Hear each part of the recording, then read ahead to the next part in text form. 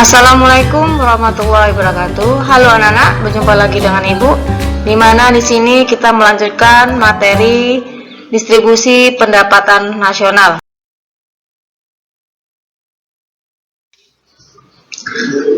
Baik, materi pembelajaran yang kita bahas nanti tentang patokan distribusi pendapatan nasional, klasifikasi pendapatan per kapita Bank Dunia.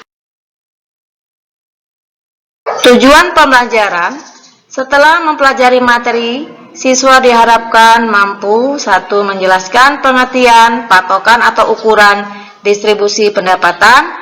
2. Menjelaskan pendapatan per kapita berdasarkan Bank Dunia.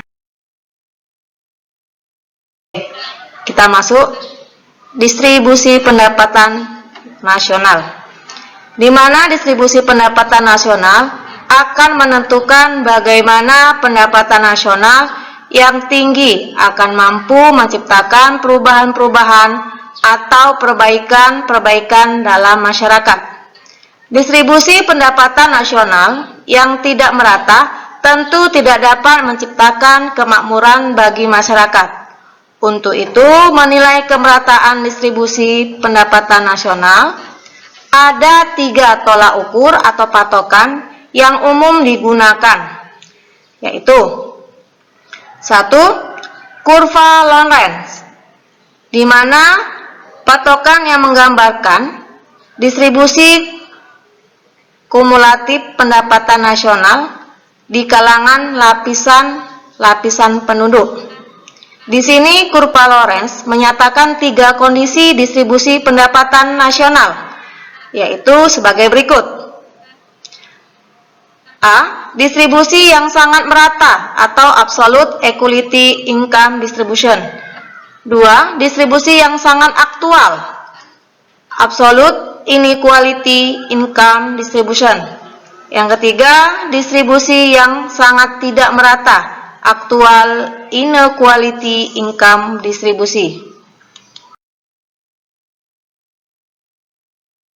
Di sini yang kedua, rasio Gini. Rasio Gini merupakan suatu koefisiensi atau bagian suku yang berupa bilangan yang menjelaskan kadar kemerataan distribusi pendapatan. Besarnya koefisiensi Gini dimulai dari 0 sampai 1. Jika koefisiensi 0 atau mendekati 0 artinya distribusi pendapatan merata dan sempurna. Sebaliknya, jika koefisiensi Gini menunjukkan angka 1 atau mendekati 1, artinya terjadinya ketimpangan dalam distribusi pendapatan. Adapun patokan atau ukuran nilai koefisiensi Gini dapat dikemukakan sebagai berikut. Oke, kita lihat di tabel ini. Ada 3 nilai koefisiensi. 0 lebih kecil 0,4, distribusi pendapatannya tingkat ketimpangannya rendah. 0,4 sampai 0,5, distribusi pendapatan tingkat ketimpangannya sedang. Sedangkan 0,5 lebih, distribusi pendapatan tingkat ketimpangannya tinggi. Selanjutnya, ketiga, keteriaan Bank Dunia. Bank Dunia merupakan patokan atau ukuran kemerataan distribusi pendapatan didasarkan atas porsi pendapatan yang dinikmati oleh tiga lapisan penduduk, yaitu 40% penduduk berpendapatan rendah, 40% penduduk berpendapatan menengah, dan 20% penduduk berpendapatan tertinggi. Kriteria Bank Dunia tersebut dapat dijabarkan sebagai berikut. A.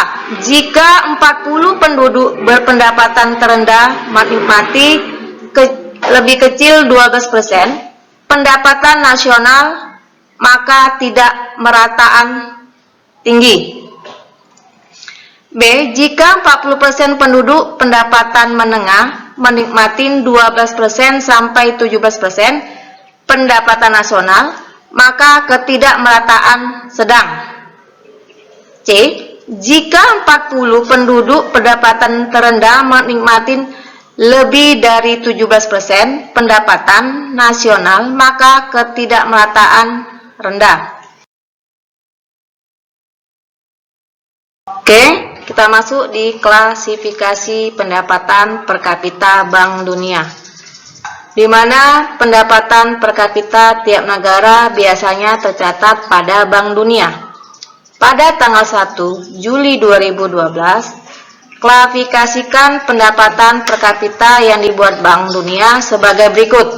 1. Negara berpendapatan rendah atau low income, yaitu negara yang memiliki PDB per kapita 1025 US dollar atau kurang. 2. Negara berpendapatan menengah rendah atau lower middle income, yaitu negara yang memiliki PDB per kapita 1025 sampai 4025 US dollar. Yang ketiga, negara berpendapatan menengah tinggi atau upper middle income, yaitu negara yang memiliki PDB per kapita 4.036 sampai 12.475 US dollar. Mungkin itu aja materi yang Ibu sampaikan tentang pendapatan nasional yang berdasarkan Bank Internasional. Sebelum Ibu akhiri dan Ibu tutup pertemuan kita, ada tugas untuk Ananda, yaitu supaya Ananda lebih paham, itu 1. Jelaskan pengertian kurva Lorenz.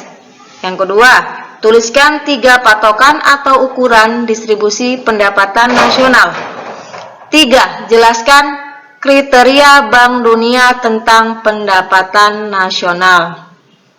Demikianlah pertemuan kita tentang materi kelima lanjutan pendapatan nasional.